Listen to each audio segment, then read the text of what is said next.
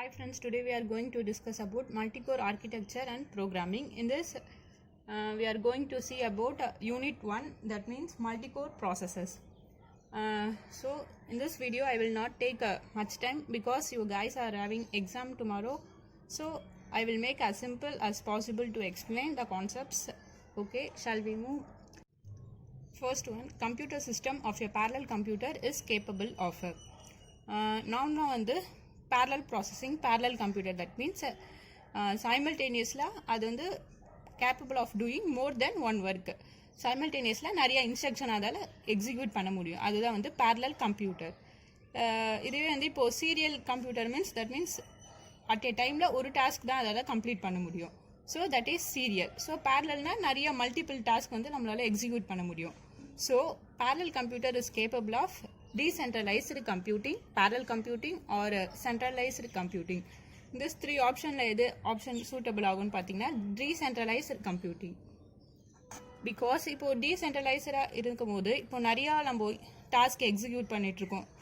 So அப்போ நம்மளுக்கு தேவையான ஃபங்க்ஷன்ஸோ நம்ம என்ன பண்ணிக்கலாம், டீசென்ட்ரலைஸ்டுனா நிறைய அசஸ் பண்ணிக்கலாம். இப்போ ப்ராசஸர் 1 சம்திங் அசஸ் பண்ணோம், ப்ராசஸர் 2 அகெயின் திருப்பி போய் அசஸ் பண்ணிக்கோ. இதே சப்போஸ் சென்ட்ரலைசராக இருந்தால் அசஸ் பண்ணுறதுக்கு ரொம்ப கஷ்டமாக இருக்கும். டீசென்ட்ரலைசராக இருக்கும்போது தான் நிறைய ப்ராசஸர் சைமல்டேனியஸில் நம்மளுக்கு தேவையான ரிசோர்ஸஸை போய் நம்ம அசஸ் பண்ணிக்கலாம். So decentralised computing option. Second one, writing parallel programs are referred to as அதாவது parallel programming, parallel programming தான் அப்சல்யூட்லி இதுக்கு ஆப்ஷன் வரப்போகுது. ஸோ parallel program எப்போ நம்ம யூஸ் பண்ணோம்னா parallel programmingல தான் யூஸ் பண்ணுவோம். And then third one, uniprocessor computing devices are called. So uniprocessor nothing but the single processor. Okay, single processor. Single ப்ராசஸர்னா என்ன அப்படின்னு பார்த்தீங்கன்னா CPU with one single core. இதுல ஒரே ஒரு கோர் இருக்கிறது மட்டும்தான் சிங்கிள் ப்ராசஸர் அப்படின்னு சொல்லுவோம். சப்போஸ் இதே சிபியூவில் நிறைய கோர்ஸ் இருந்தால் தட் மீன்ஸ் அதான் multi processor. That means it's having more than one core, it is called multi processor. So uniprocessor computing devices are called.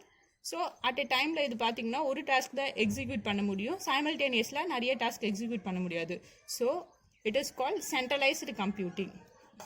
So சென்ட்ரலைஸ்டாக இருக்குது, அப்போ நம்ம அட் எ டைமில் ஒரு ரிசோர்ஸ் தான் அசஸ் பண்ணிவிட்டு நம்மளால் எக்ஸிக்யூட் பண்ண முடியும். இதே டிஸ்ட்ரிபியூட்டட் டீசென்ட்ரலைஸ்டாக இருந்தால் parallel computing possible. So parallel programming execute பண்ணோன்னா decentralised computing.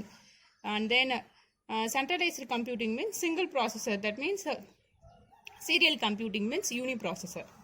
And then fourth one, dash leads to concurrency.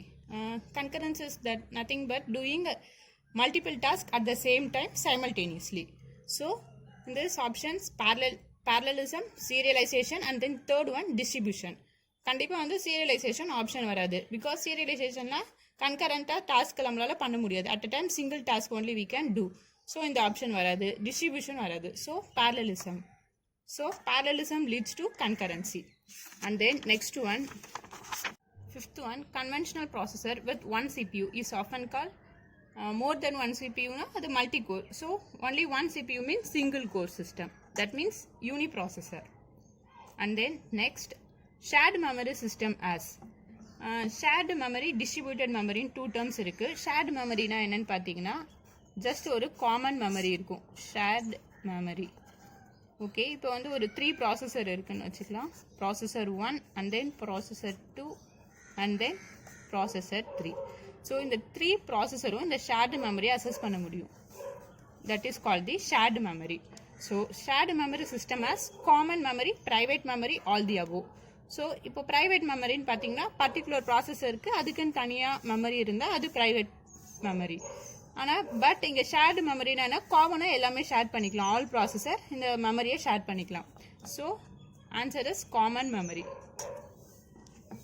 And then UMA stands for UMA is nothing but the uniform memory access. Okay, இது எந்த concept கண்டரில் வரும்னு பார்த்தீங்கன்னா shared memory கான்செப்டில் தான். Uniform memory access means memory வந்து காமனாக இருக்கும், அது எல்லா ப்ராசஸரும் ஷேர் பண்ணிக்கலாம். அனதர் டேர்ம் இருக்கு NUMA. It is nothing but the non uniform memory access. Non uniform memory access வந்து எதுக்கு எக்ஸாம்பிள் வரும்னு பார்த்தீங்கன்னா private memory. Because each and every processor has its own private memory. இதுக்கு எக்ஸாம்பிள் பார்த்தீங்கன்னா இப்போ processor 1 இருக்குது, அதுக்கான ஒரு ப்ரைவேட் மெமரி அதுக்கிட்ட இருக்கும், மெமரி 1. அனதர் ப்ராசஸர் 2 இருக்குன்னா அதுக்கான இண்டிவிஜுவல் மெமரி 2. ஸோ இதில் வந்து பார்த்தீங்கன்னா காமன் மெமரி ஷேர் பண்ண முடியாது. Each and every processor has individual memory, that is called non uniform memory access. Uniform memory access பார்த்தீங்கன்னா காமன் மெமரி அதால் ஷேர் பண்ண முடியும். So it is called shared memory அசஸ்ன்னு சொல்லலாம். இது NUMA எந்த கான்செப்ட் கீழே வரும்னு பார்த்தீங்கன்னா டிஸ்ட்ரிபியூட்டட் மெமரி அசஸ்.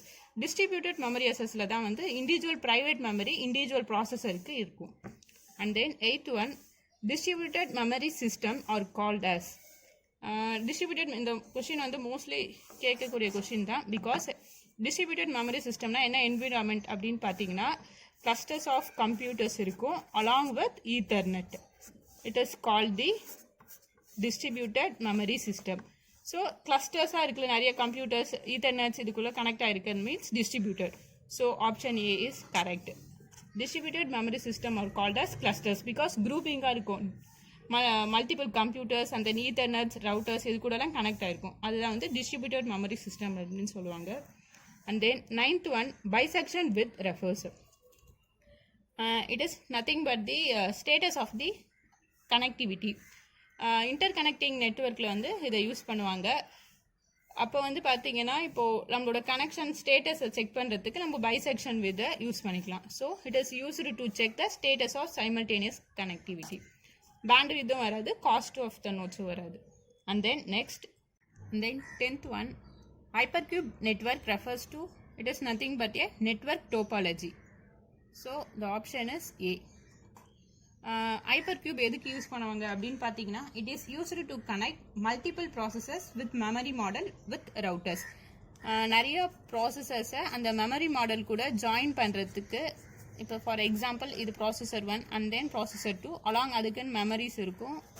ஸோ இதை ரெண்டும் இன்டர் கனெக்ட் பண்ணுறதுக்கு நம்ம ஹைப்பர்கியூப் மோஸ்ட்லி யூஸ் பண்ணுவோம். Along with the routers, with the help of routers நம்ம அதை கனெக்ட் பண்ணுவோம். So hypercube is nothing but the network topology. And then 11th one, the bisection width of a P cross P crossbar is P and the bisection width of an omega network is. இந்த கொஸ்டினில் என்ன சொல்கிறாங்கன்னா ஒரு P cross P crossbarோட bisection width கொடுத்துட்டாங்க, it is nothing but P and then bisection width of an omega network is. Omega நெட்வொர்க்கோட bisection width எவ்வளோ அப்படின்னு கேட்குறாங்க. It is nothing but P divided by 2. Why? Because means in this the interconnects are only partially connecting. So it is P divided by 2. And then இதுக்கப்புறம் வேறு என்ன possible questions bisection வித்தில் கேட்கலான்னு பார்த்தீங்கன்னா bisection width of fully connected network கேட்கலாம். Fully connected network அதுக்கு என்ன answer வரும்னு பார்த்தீங்கன்னா it is nothing but P square divided by 4. Or otherwise bisection width of hypercube also they ask. Hypercube அதோட bisection width எவ்வளோன்னு பார்த்தீங்கன்னா it's also same like omega network P divided by 2. Okay, and then 12th one, latency means it is nothing but the time that elapses between sources beginning the data and the first bit reaching. நார்மலாக லேட்டன்சினா அப்படின்னு என்னென்னு பார்த்தீங்கன்னா இப்போ நம்ம ஏதோ ஒரு டேட்டாவை நம்ம சென்ட் பண்ணுறோம். ஸோ அந்த டைம் இருக்குல்ல, சென்டர் வந்து சென்ட் பண்ணுறதுக்கும் ரிசீவர் வந்து அந்த டேட்டாவை ரிசீவ் பண்ணுறதுக்கும், தட் மீன்ஸ் அந்த ஃபஸ்ட்டு பிட்டு போய் ரிசீவருக்கு ரீச் ஆகிறதுக்கு எவ்வளோ டைம் எடுத்துக்குது, அதுதான் வந்து latency. It is nothing but the time that elapses between sources beginning the data and first bit reaching. Sender வந்து ஏதோ ஒரு மல்டிபிள் டேட்டா சென்ட் பண்ணுறனாலும் அந்த டேட்டாவில் இருக்கக்கூடிய ஃபஸ்ட்டு பிட் ரிசீவருக்கு போய் சேர எவ்வளோ டைம் எடுத்துக்குது, அதுதான் வந்து latency. And then 13th one, speedup. ஸ்பீடப்போட ஃபார்முலா என்னென்னு பார்த்தீங்கன்னா it is nothing but the T serial divided by T parallel. இந்த கொஷினும் மோஸ்ட்லி கேட்கலாம்.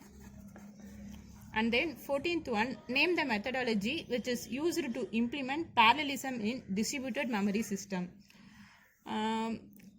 Parallelism மெத்தடை வந்து டிஸ்ட்ரிபியூட்டட் மெமரி சிஸ்டமில் இம்ப்ளிமெண்ட் பண்ணுறதை யார் கொண்டு வந்தா அப்படின்னு கேட்குறாங்க. The person who is nothing but Foster's methodology. So Foster தான் வந்து டிஸ்ட்ரிபியூட்டட் மெமரி சிஸ்டமில் parallelism டெக்னாலஜியை இம்ப்ளிமெண்ட் பண்ணாங்க. Okay, so except these questions வேறு என்னென்ன இம்பார்ட்டன்ட் டேர்ம்ஸ் என்ன அப்படின்ட்டு பார்க்கலாம். First one is the SIMD. Okay, and then SISD. That means SISD means single instruction, single data stream. Single instruction and then single data stream. Single data stream. இதோட full form கேட்கலாம். Data stream. SIMD means single instruction but single data stream இல்லாம multiple data stream அது மட்டும் change ஆகும். Sorry, multiple data stream. So SISD means எப்படி இருக்கும்னு பார்த்தீங்கன்னா just நார்மலாக வந்து நம்மளோட இன்ஸ்ட்ரக்ஷன் எக்ஸிக்யூட் பண்ணுவோம். இன்ஸ்ட்ரக்ஷன் ஒரே ஒரு சிங்கிள் இன்ஸ்ட்ரக்ஷன் மட்டும்தான் எக்ஸிக்யூட் பண்ண முடியும். அண்ட் தென் CPU, அதுக்கப்புறம் சிபியூலேருந்து அரித்மெட்டிக் லாஜிக் யூனிட்ஸ் ALUக்கு போகும். தட் மீன்ஸ் ப்ராசஸிங் யூனிட் அந்த இன்ஸ்ட்ரக்ஷனை ப்ராசஸ் பண்ணும். Processing unit and then data மெமரியில் போய் ஸ்டோர் ஆகும். ஸோ இந்த பார்ட் என்னன்னு பார்த்தீங்கன்னா டேட்டா ஸ்ட்ரீம் அப்படின்னு சொல்லுவாங்க. டேட்டா ஸ்ட்ரீம் அண்ட் தென் இது என்னன்னு பார்த்தீங்கன்னா இன்ஸ்ட்ரக்ஷன் ஸ்ட்ரீம். இன்ஸ்ட்ரக்ஷன் ஸ்ட்ரீம் இதுதான் வந்து SISDக்கு எக்ஸாம்பிள். ஜஸ்ட் நம்ம ஒரே ஒரு இன்ஸ்ட்ரக்ஷன் தான் பாஸ் பண்ண முடியும். இப்போ வந்து ஏதோ ஒரு ஆட் ஆப்ரேஷன் பெர்ஃபார்ம் பண்ண போகிறோன்னா add 2 + 3 அப்படின்ட்டு ஒரு சிங்கிள் இன்ஸ்ட்ரக்ஷன் நான் கொடுக்குறேன். அது என்ன பண்ணுவோம், ஜஸ்ட் நெக்ஸ்ட்டு ப்ராசஸர் CPUக்கு போகும். அங்கேருந்து அரித்மெட்டிக் லாஜிக் யூனிட் ALUக்கு போகும். So processing unit that is means processing unit and then ஃபைனலாக அது போய் ஸ்டோர் ஆகும் ரிசல்ட்டு. ஸோ இது வந்து பார்த்தீங்கன்னா SISD just single instruction and single data. இதுவே SIMD அந்த ஆர்கிடெக்சர் எப்படி இருக்குன்னு பார்த்தீங்கன்னா இதுவும் சிங்கிள் இன்ஸ்ட்ரக்ஷன் தான் பாஸ் பண்ணுறது instruction but multiple data stream. That means CPU, this there are lot of processing units இருக்கும். And then corresponding அதுக்குன்ட்டு data streams இருக்கும். Data stream. This is the architecture of SIMD. So just single instruction pass பண்ணுறோம். Next சிபியூக்கு போகும். அதுக்கப்புறம் processing units வந்து நிறையா இருக்கும். So each and every processing unit வந்து நம்மளுக்கு பெர்ஃபார்ம் பண்ணி அவுட்புட் கொடுக்கும். That means same instruction is executed by different processes. It is called SIMD. And then another concept is shared memory and distributed memory. Shared memory and then distributed memory. Shared மெமரினா ப்ரீவியஸாக பார்த்த மாரி தான் ஒரு common memory space இருக்கும். அது வந்து different processor share பண்ணிக்கிற மாரி. P2 processor 1 and processor 2 with the help of one interconnect. இது இன்டர்கனெக்ட் ஜஸ்ட் மீன்ஸ் அதை ஜாயின் பண்ணுறது. அண்ட் தென் ரெண்டுமே வந்து அந்த மெமரியை அசஸ் பண்ணும் டேரெக்டாக. And then distributed memory means if processor P1 and processor P2 each having individual memory, its own private memory. So memory 1 and then memory 2, they can communicate the two processors with the help of interconnects. In the two processors with the help of this interconnects they can communicate. So distributed memory la வந்து common memory share பண்ண முடியாது. But shared மெமரியில் வந்து மெமரியை வந்து different processor same மெமரியை assess பண்ண முடியும், ஷேர் பண்ண முடியும். Okay friends, these are the concepts in Unit 1. Thank you for வாட்சிங் திஸ் வீடியோ.